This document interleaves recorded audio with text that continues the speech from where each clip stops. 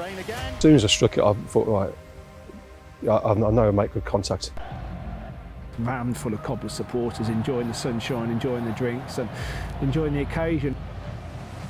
Being what was still in the Championship, it was a major achievement for a football club of any nature, whether it be in the Premier League or whatever, to achieve what we achieved.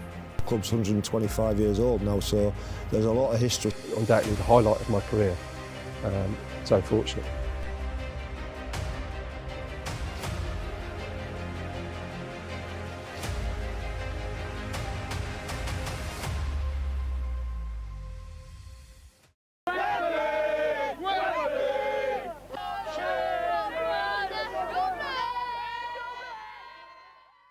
After years of struggle at the foot of the Football League, Northampton Town's rebuild started to come to fruition. It took like three years really. I mean, when I took over the club at the bottom of the second division, we were in receivership, and it was tough. And we had to build it up. We didn't have any money. And it took us 3 years really to build the team, because I said before, it wasn't as though you could just go out and spend money after money, money that I didn't have. So a lot of it was done on free transfers, and also you worked hard enough with the staff that we knew our levels, so we knew the players. But I actually joined slightly before Ian, so I was at Sunderland and I left Sunderland in '94.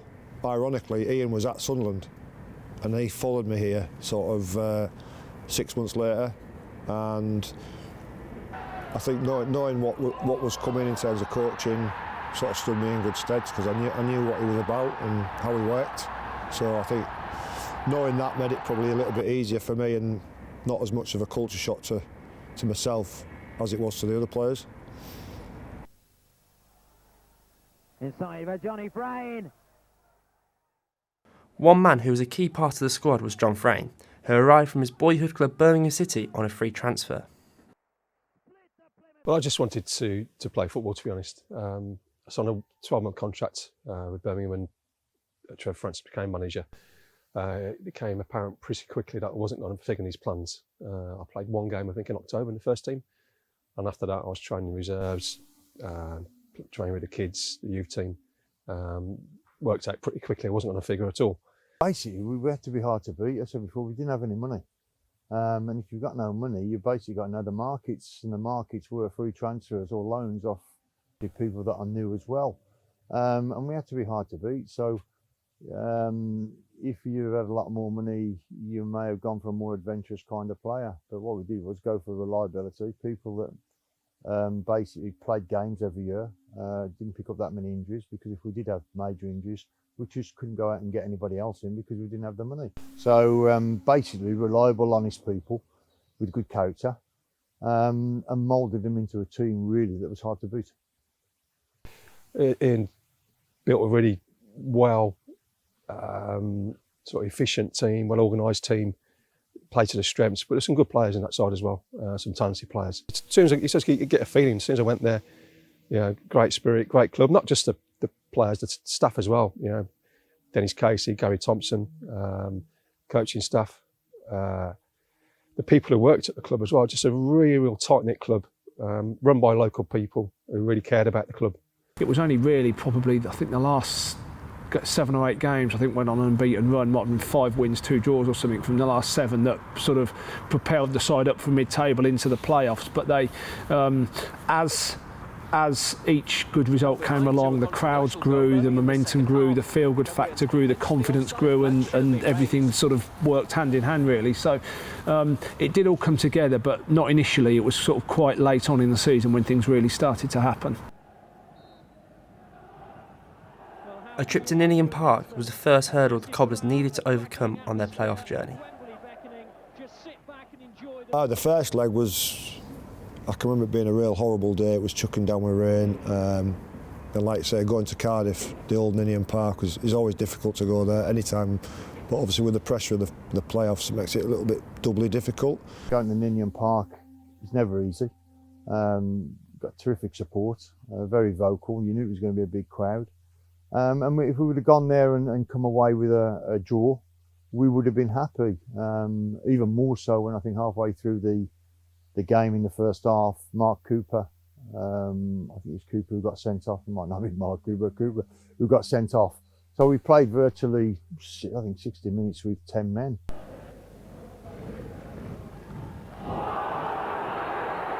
Shot, the referee was very close by. He didn't like what he saw, and Mark Cooper's in a lot of trouble. The Cardiff man went crashing to the ground, and was it an elbow? It's difficult to say from that. The referee was a matter of yardage.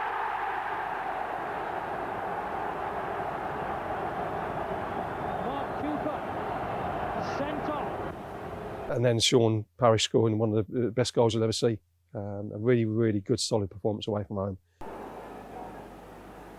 Parrish going straight at the throat. The shot's good! He scored! Tremendous goal by Sean Parrish. The Northampton Town fans are in absolute apoplexy of delight. And the second leg, we won 3-2, but it was a lot more comfortable than that.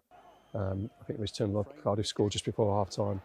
Then went 3-1. They scored a late goal, 90th minute, and put a bit of gloss in it for them. But we were never in doubt that any time that second leg that we were going to win.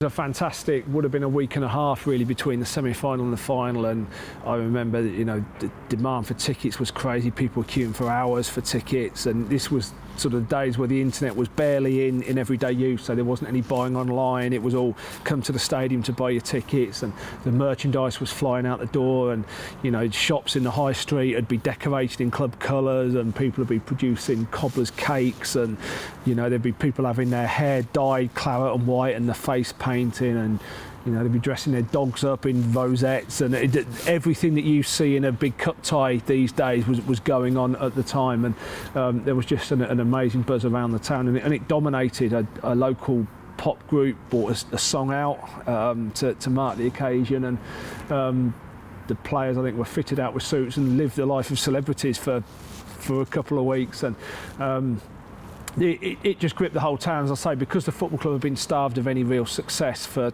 quite a while, probably for 10 years. It just sort of felt right in the club's centenary year as well. It just felt right, and everyone got on board and got behind it.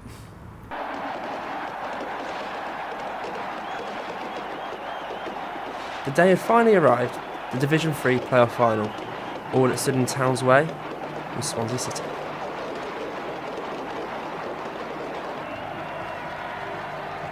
Yeah, real tight game. It was a real hot day as well, and it is like the first half in particular was very cagey. We lost Dave Rennie quite early on to an injury, so we normally play 3 centre halves, so we had to adjust that slightly with Dean Peer coming on. Opportunities few and far between. We were fairly robust. It wasn't a great game, but we were robust, and we used to like to keep it to 0-0. Most first halves, and we always knew we could nick a goal. Second half, I felt we were the stronger side finishing the game anyway. We started to create some chances, and we looked the stronger side. But it was getting towards the 90th minute, and it was like you just start thinking, right, extra time, focus, don't make a mistake. No, you just don't want to be the one to make mistakes to cost your team the game. So, but I think everyone was really looking extra time, and it was a hot old day, and you think, right, you got to just stay mentally alert as you can. Frain. Yeah, it looked like a 0-0 going to extra time all day long, really. We had a couple of chances towards the end, but nothing really clear cut. So everyone's focus was on. I think Ian might have sent 1 or 2 down to get the drinks out of the dressing room. So I guess he was like thinking what he can do to change it as well. And then we not fortunately, because it was a free kick right on the edge of the area in the last throws of the game. We're in the 2nd minute of injury time. Hunter poised to take yet another long throw. Sampson forward. Warburton's in there. Lee, who's won a free kick right on the edge of the penalty area. But he was in a fantastic position. And you can practice all you like, really. And it's just like really just trying to do what you do in practice, just get a good strike on the ball.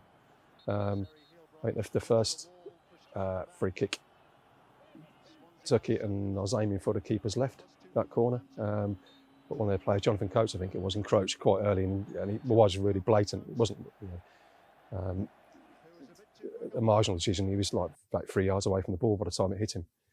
So the ref rightly awarded a retake. Clarkson is... And there's lots to talk about. He moved the ball 3 or 4 yards towards the centre of the goal, but if you look at it, I think he moved it about a yard.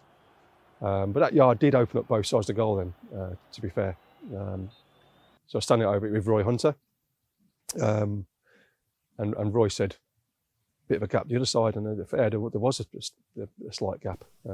So all my focus is on was making a good contact, trying not to hit the wall, and just getting it on target.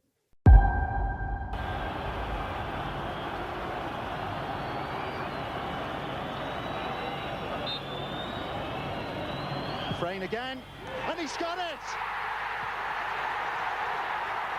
What a marvellous goal from John Frain. Ian Atkins off the bench. The Northampton supporters ecstatic. John Frain, who signed on transfer deadline day after a spell on loan from Birmingham City, scores his first goal for Northampton Town in the most dramatic fashion. A sweetly struck free kick. Freeston had no chance.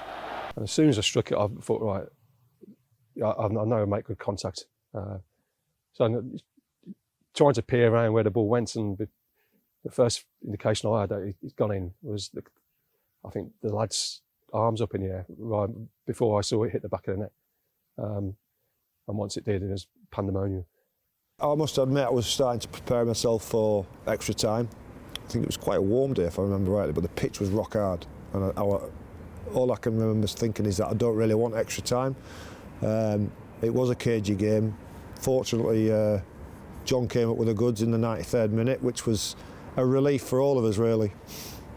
Everything just seems to culminate in one moment. You know, so many cliches. You when you're a kid in the playground at school and whatever, and playing with your mates down the park, you dream of scoring a goal. Not in a playoff final, obviously it's been in a cup final. But still, and you don't think it's going to happen to sort of players like yourself. You think your star centre forward or whoever's going to get, your fantastic wing or midfield player is going to get the winning goal in a cup final. So to ultimately fall down to me, I was so privileged and so fortunate, to be honest. Amazing celebrations at Wembley on the pitch. There was an impromptu party at the Hilton Hotel at Wembley on that Saturday evening. With his teammates, Ian Atkins, the manager, across to join them. The night itself was just went on forever. The fire alarm went off in the hotel, believe it or not, about 7:30, 8 o'clock. So we went to decamp, and someone found the nearest pub, bottom of the corner of the road, and it was still full of Northampton fans, with quite a few Swansea fans in there as well.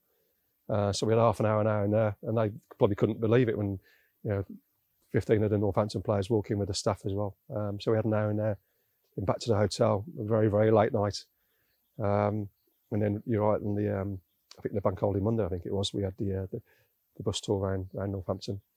I remember the open top bus could barely move. There were just thousands of people lining the streets with their flags, with their merchandise, with their big foam fingers they had from Wembley, and just every street you turned, it was just rammed full of Cobblers supporters enjoying the sunshine, enjoying the drinks and enjoying the occasion. And again, the people who turned out for that, it just made the whole weekend an unforgettable time.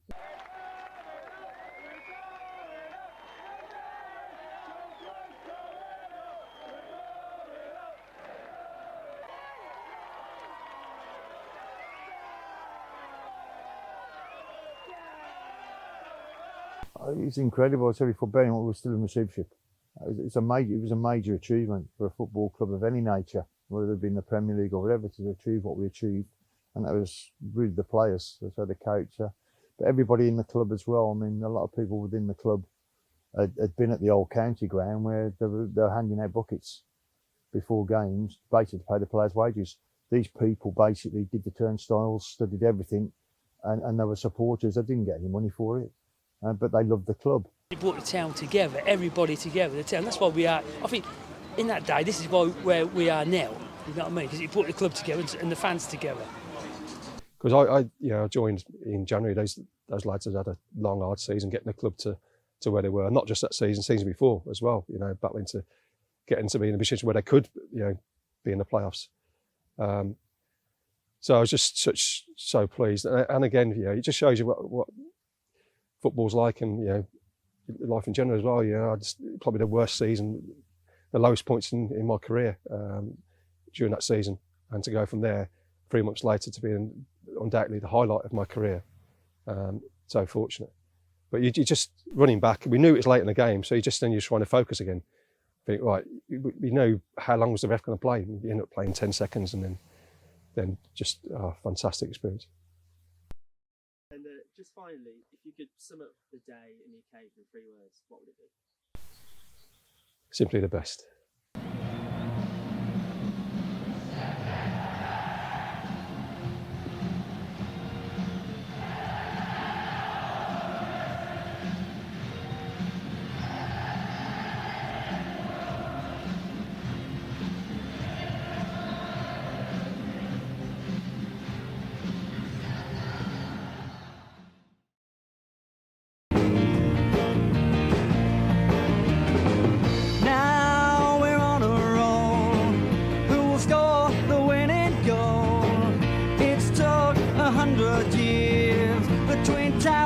Getting near. It's not the FA Cup. We don't care, it's good enough. If we win this match for you, we're going up to Division 2. Oh, Northampton town, we're not gonna let you down. We are the claret and wine. We'll bring it on home to you, to you, to you. Sixfield boys. We're gonna make some noise. We're going to Wembley. Getting out of Division 3. We'll score the winning goal. We're gonna bring it on home to you.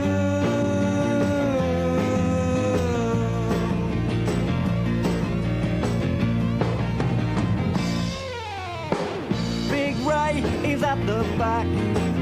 He'll stop any attack. We've got a great defence. David Rennie is one of the best. Neil Grayson scores with style. Sean Parrish once in a while. Young Woody, we all know. He loves the way I ball. Oh, Northampton town, we're not gonna let you down. We are the claret and wine. We'll bring it on home for you, for you, for you. Sixfield boys. We're gonna make some noise. We're going to Wembley. Getting out of Division 3. We'll score the winning goal. We're gonna bring it on home to you.